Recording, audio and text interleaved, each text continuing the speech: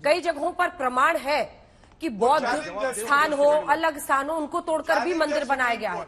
ऐसे अगर हर जगह के हम इतिहास में जाएंगे तो फिर तो बहुत मुश्किल हो जाएगा ना। क्या ये बीजेपी के एजेंडे में फिट नहीं होता है, जो एक वक्त पर कहते थे कि अयोध्या फिर काशी मथुरा अभी बाकी है? मैं पहले पठान साहब के हाँ। एक बात का जवाब देना चाहता हूँ। हाँ। उन्होंने अयोध्या को कुरेदा, मैंने अयोध्या का नाम नहीं दिया था। ठीक है। और उन्होंने कहा कि काला दिन था। मैं कहता हूँ बहुत बड़ा शौर्य दिवस था कि गुलामी चिन्ह को मिटा दिया गया। वो हिंदुओं का शौर्य दिवस था। ठीक है, वो किसका क्या था, किसके लिए काला दिन था, सफेद दिन था, इसको छोड़ दीजिए। मैं चाहती हूँ कि इस बहस में हम लोग सब ऐसा कुछ ना बोले जिससे किसी के भी धर्म को हम मैंने नहीं कहा। ठीक है, उनका जवाब है। दूसरी बात, प्लेस ऑफ वर्शिप एक्ट के लोगों ने पूरा पढ़ा नहीं है, उसमें धार्मिक स्वरूप नहीं बदला जाएगा मंदिर मस्जिद गुरुद्वारे का। ठीक है। अगर मंदिर तोड़कर मस्जिद बनी है तो मस्जिद हो ही नहीं सकती। There is not a mosque. न कुरान में हो सकती है, न हिंदू लॉ के हिसाब से हो सकती है। ये तो तय होना ही पड़ेगा कि मंदिर तोड़ के मस्जिद बनी है कि नहीं बनी है। और आप चाहे जितने समय लंबे समय तक नमाज पढ़ लीजिए, तो नमाज पढ़ लेने से वो मस्जिद नहीं हो जाती है। ठीक है, असगर खान साहब, क्या आप सहमत हैं इससे? देखिए, सबसे पहले तो कि ये प्योरली पॉलिटिकल इशू है, ये लीगल इशू है ही नहीं। ये तो सिर्फ वोटों को इकट्ठा करना 2024 की तैयारी है। अब जहां तक सवाल इसका है कि सर्वे से हम डरते क्यों हैं, सर्वे से डरने की बात नहीं है। सबसे पहला सवाल है कि सर्वे की जरूरत क्या है।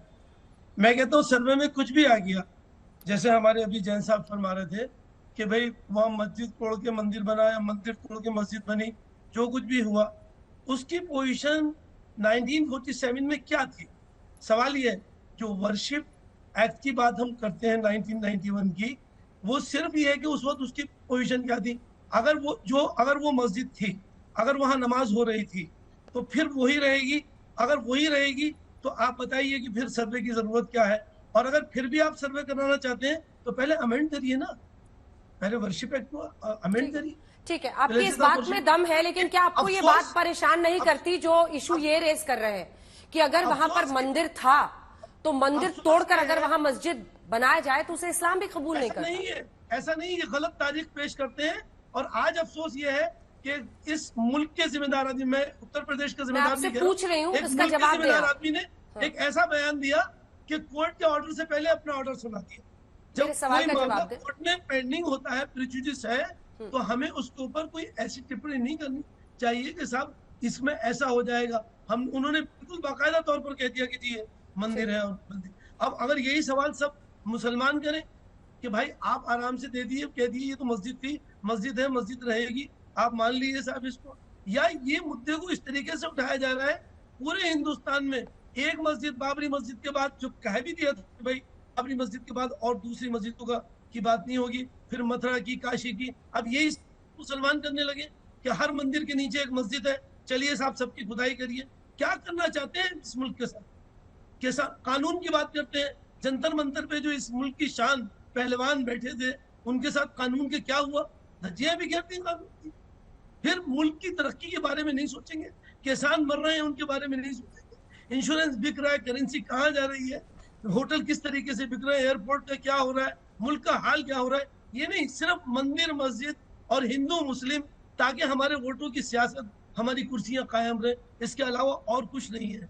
ये कानूनी मुद्दा नहीं है, ये सिर्फ एक अफसोस की बात है। ठीक है, विष्णु शंकर जी, जिम्मेदार शख्स कोई इस किस्म की बात एक भरे स्टेज पर ठीक है। विजय शंकर तिवारी जी, जी हाँ, विजय शंकर तिवारी जी, आपके पास आते हुए, क्या बीजेपी का एक एजेंडा है और उस एजेंडे में अयोध्या, काशी, मथुरा फिट बैठता है, वरना जो मामला कोर्ट में चल रहा है उसको उठाने का क्या मुद्दा है?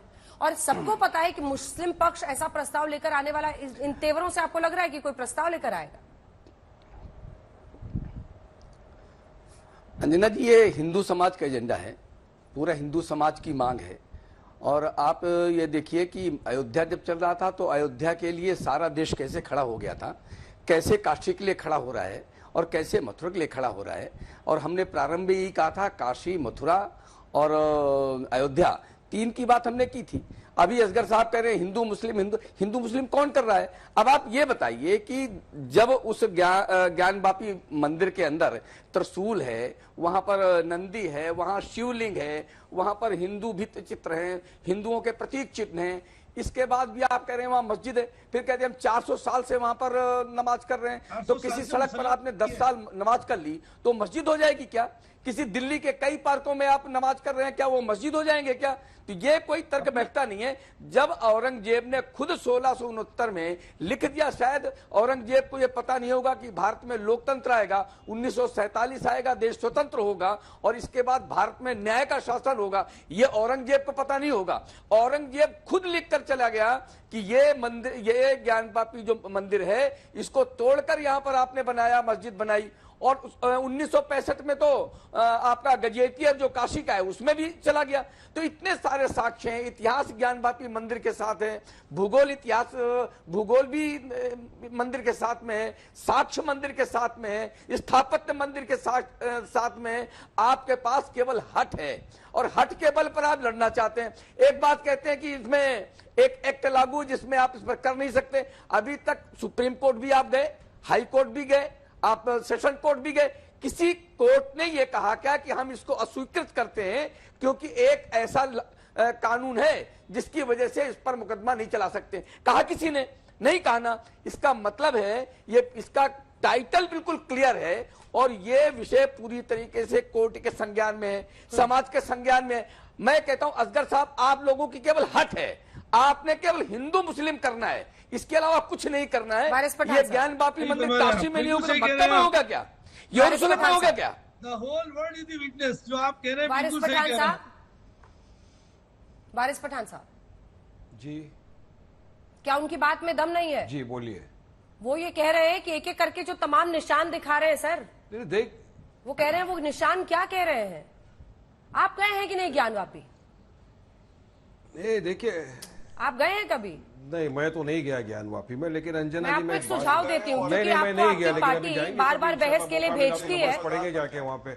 आपको पार्टी हमेशा बहस के लिए भेजती है, तो जरूर जाइएगा और अपनी आंखों से देखिएगा और फिर जो दिखेगा वो ईमानदारी से आके टीवी पे बताइएगा, क्योंकि जो लोग जाते हैं उनको सब कुछ दिख जाता है वहां जाते। बताएंगे। मैं आपसे क्या बात करूं, वहाँ आपने पे देखा ही एक नहीं है, जिसको वरना आप वजू जाते खाना तो आप है, समझते वहाँ पे वहां जो नमाज का, प्राचीन जानमाज़ का कलाकारी हिस्सा है। वहाँ पर लोगों का कहना है, ना आप गए ना मैं गया वहाँ मैं पे, गई हूँ, मैं कई बार गई हूँ की नमाज की वो भी दी जाती है। अरे वारिस साहब, मैं कई बार गई हूँ और सब कुछ अच्छा, आप सामने गए में हो दिखता है, एक दो बार नहीं, कई बार। हाँ, जब आप भी अच्छा, घंटियां और अभी मैं एक कमल दो और बात त्रिशूल बताना देखेंगे तो चाहूंगा। अंजना जी, आप भी गौरव थोड़े से भाटिया हिल ने- जाएंगे।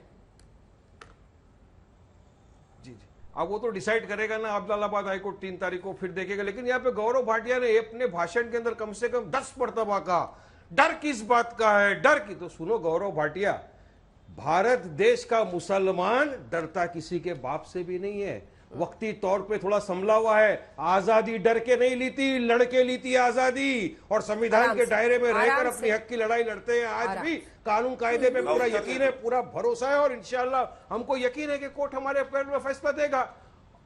आपको किस बात का डर है? चलिए बताइए ना, 400 साल से वो नमाज हो रही थी। 1937 में दीन मोहम्मद का जजमेंट आया है, ओरल एविडेंस टेस्टिमनी के बाद में, उसमें कहा गया है कि ये एक वक्फ की प्रॉपर्टी है। हनफी मस्जिद 1937 से तो ये चल रहा है।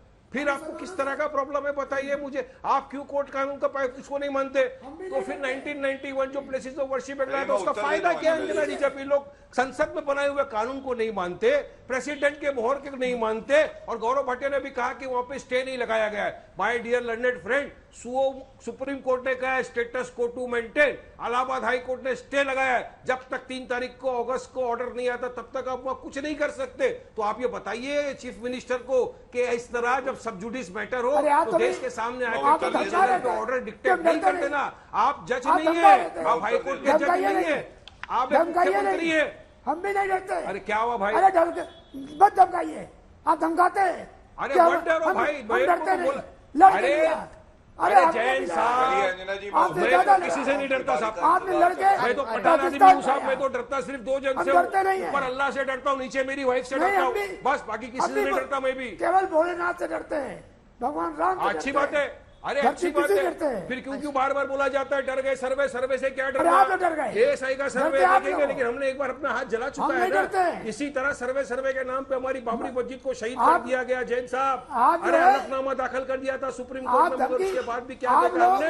6 हमेशा दिसंबर धमकी को देते काला हैं। दिन बन गया, हमारी धमकी बाबरी मत मस्जिद दीजिए। शहीद हो गई। अभी आपने कैसे कहा कि हम तो डरते आप नहीं? वापस रिपीट करना चाहते हो अरे हिस्ट्री को? क्यों चलिए नहीं बताइए डरते? मुझे। आप डरते क्या? विवेकानंद ने कहा था, हमारे विवेकानंद बाबू ने ने लिखा कहा। है जगन्नाथपुरी भी जो था वो एक बुद्धों का ऐसे नहीं बुद्ध होता। था, उसको तोड़ के मंदिर बनाया। क्या रिवर्स जाएंगे हम?